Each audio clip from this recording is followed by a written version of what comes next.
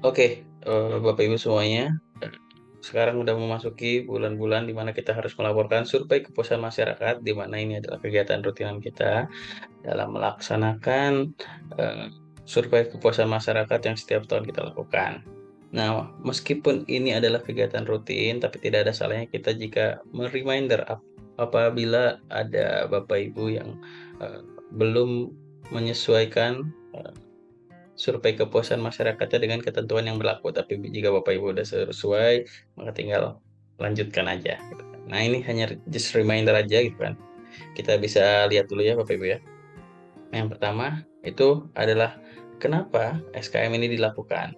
Ini kita mengacu kepada Undang-Undang Nomor 25 Tahun 2009 tentang Pelayanan Publik pasal 39, yaitu mengamanatkan setiap penyelenggara pelayanan publik untuk mengikut sertakan masyarakat dalam penyelenggaraan pelayanan publik. Jadi ini hanya salah satunya aja SKM tuh, soalnya ada FKP dan juga yang lain-lainnya gitu kan. Lalu untuk tahapan pelaksanaan SKM-nya, nah sebenarnya kita harus udah prepare tuh dari bulan Mei, tapi kita prepare sekarang aja dari bulan Juni. Suratnya sudah dikirimkan, Bapak Ibu bisa cek, ke perangkat daerahnya masing-masing.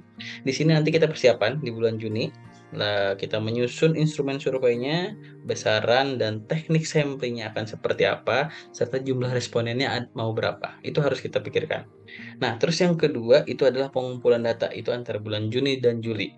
Di surat yang kita sudah kirim, Bapak Ibu harus mengirimkan kembali ke bagian organisasi itu pada tanggal 31 Juli 2023, di mana sudah mengirimkan laporannya, hasil, penyebaran, kuesionernya seperti apa itu harus dikirimkan, karena nanti dari bagian organisasi akan melakukan pengolahan data pada bulan Agustus sampai September dan kita juga akan analisis hasilnya dan kita akan kirim, eee hasil dari pelaporan SKM ini ke Menpan pada bulan November gitu. Jadi mohon kerjasamanya untuk, melaksanakan SKM ini sesuai dengan ketentuan yang sudah ditentukan ya Bapak Ibu ya.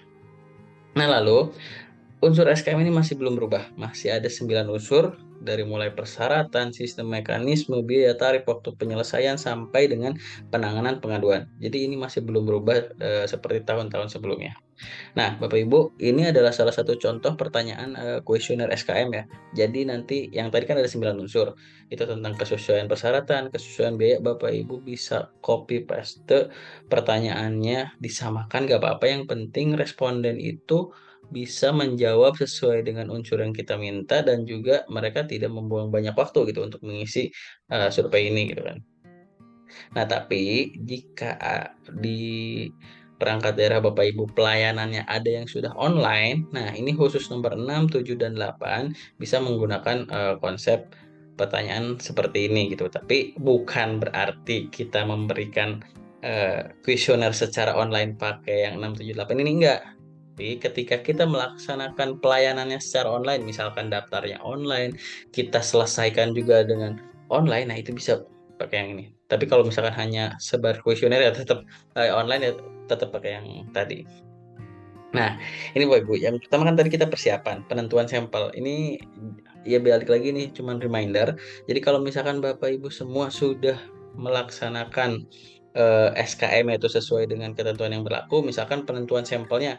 Jadi dalam 1 tahun atau dalam 6 bulan ini, kita ada 2.000, eee, apa namanya itu, responden atau 2.000, eee, pelayanan publik yang datang ke kita gitu kan.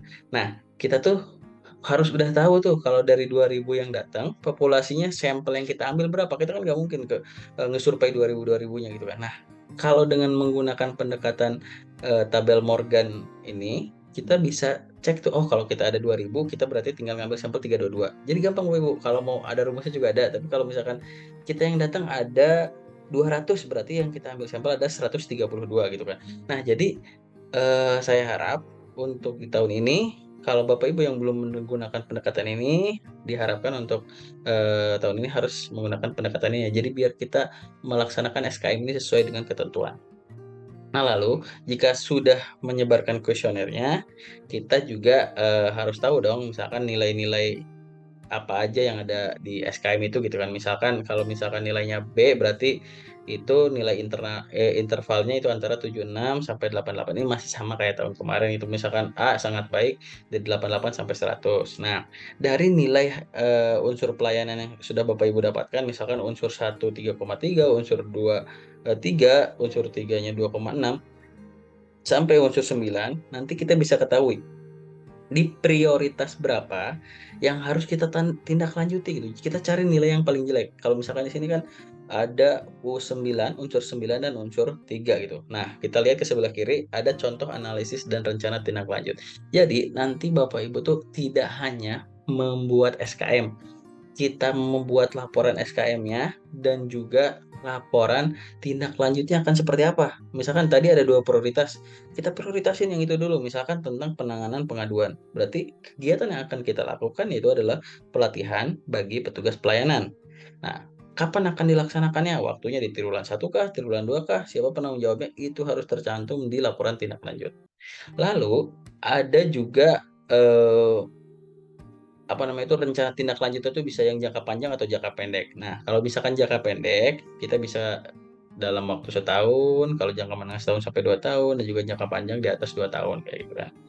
Nah, Bapak Ibu, setelah Bapak Ibu membuat laporan SKM-nya, ada baiknya kita membuat juga, contoh penyajiannya biar menarik gitu kan. Ini saya ambil contoh dari BPOM tahun 2020, dia membuat infografisnya. Jadi dari U1 sampai U9, persyaratannya seperti apa, mekanismenya seperti apa, itu nilainya tercantum di sana. Ini bisa Bapak Ibu tempel di, ruang pelayanan biar, masyarakat itu bisa melihat gitu kan, kalau misalkan nilai kita berapa untuk kepuasan masyarakatnya, kayak gitu kan. Nah, ini di sini juga saya udah contohkan format-format dari, laporan yang Bapak Ibu, eee, bisa download langsung gitu kan. Tapi kalau udah sesuai tinggal lanjutkan aja. Nah, ini misalkan kita ambil contoh, kan Bapak Ibu pasti udah menerima surat ini kan, surat tentang kewajiban penyampaian laporan SKM 2023. Nah, kalau misalkan Bapak Ibu mau ngecek dulu formatnya, nanti tinggal klik di sini. Di Bitot oleh format SKM Majalengka, nanti munculnya akan seperti ini. Bapak Ibu bisa download contoh kuesionernya, bisa download juga template laporan SKM-nya, download laporan tindak lanjutnya. Nah, di sini kita udah sediain sistem pengolahan datanya yang menggunakan Excel gitu, udah ngeling-ngeling udah disediain juga. Jadi Bapak Ibu cuma tinggal masukin nilainya aja, ini contohnya kayak gini. Nah, di sini, Bapak Ibu tadi mau menentukan dulu sampelnya, misalkan saya ada 1.000 orang yang datangnya gitu kan, selama, periode 6 bulan ini, kita tinggal pilih aja 1.000. Oh, berarti kita harus sampel minimal yang dilakukan itu adalah 278 untuk memenuhi, ketentuan yang sudah, eee, kita lakukan gitu kan. Nah, ini kita cek ke kuesionernya, misalkan dari kuesioner yang Bapak Ibu udah, sebarkan, kita tinggal isi unsur 1 nilainya berapa, dari kuesioner responden pertamanya unsur 2-nya berapa, unsur 3-nya berapa, sampai unsur 9. Nah, nanti kalau udah dijumlahkan semua, Bapak Ibu tinggal ngecek aja di bagian bawah, di sini ada, dari pertanyaannya, nilai unsurnya gitu kan, nilai tertimbang dan lain-lain, nanti akan muncul IKM-nya. IKM-nya itu adalah, 62,5 gitu kan. Nah, bisa kita lihat juga dari per unsurnya tuh U1 sampai U9 nilai rata-ratanya berapa, kayak gitu kan. Nanti muncul deh, IKM-nya Bapak Ibu berapa, otomatis kayak gitu kan. Jadi tinggal nggak usah yang lain-lainnya dirubah, cuman masukin aja nilai-nilai yang sudah, Bapak Ibu dapatkan dari responden, kayak gitu kan. Nah, selain itu Bapak Ibu juga misalkan mau cek U1-nya, wah ini U1-nya yang sesuai persyaratan yang mana aja gitu kan. Grafiknya sudah sangat, sudah kita buatkan juga, U2-nya juga sudah dibuatkan dan lain-lainnya. Jadi ini mempermudah Bapak Ibu dalam pengolahan data. Nah, selain itu contoh kuesionernya kayak gimana? Contoh kuesioner juga ada. Pasti hampir sama hampir semua sih harusnya kayak gini gitu, tapi yang belum sesuai juga ini tinggal sesuaikan aja, tinggal di-print aja gitu kan. Ini udah ada pertanyaannya, udah ada yang lain-lainnya, saran petambahnya, jadi ini sangat memudahkan buat Bapak Ibu. Terus yang ketiga, ini ada juga laporan SKM-nya. Nah, ini laporan survei kepuasan masyarakatnya seperti apa. Ini sudah dibuatkan juga contohnya, tinggal diedit-edit sedikit aja gitu kan. Terus yang ketiga juga laporan tindak lanjutnya. Laporan tindak lanjutnya Bapak Ibu bisa cek juga ini sudah ada. Jadi saya harap atau kita harap untuk pelaporan di tahun 2023 ini bisa lebih sesuai juga dengan formatnya dan lebih eh, mengerti apa yang masyarakat butuhkan kayak gitu kan. Nah, kalau misalkan Bapak Ibu sudah selesai semua, saya sudah bikin laporannya, sudah bikin laporan tindak lanjutnya, tinggal diklik yang ini bit.ly pelaporan SKM Majalengka. Jadi nanti tinggal dikirim via Google Drive ini si soft filenya untuk mempercepat. Untuk hard copy-nya mau dikirimkan ke kita juga boleh, nanti tinggal kirim aja langsung ke bagian organisasi untuk hard copy-nya ya. Jadi Bapak Ibu tinggal mengirim ke laporan SKM Majalengka.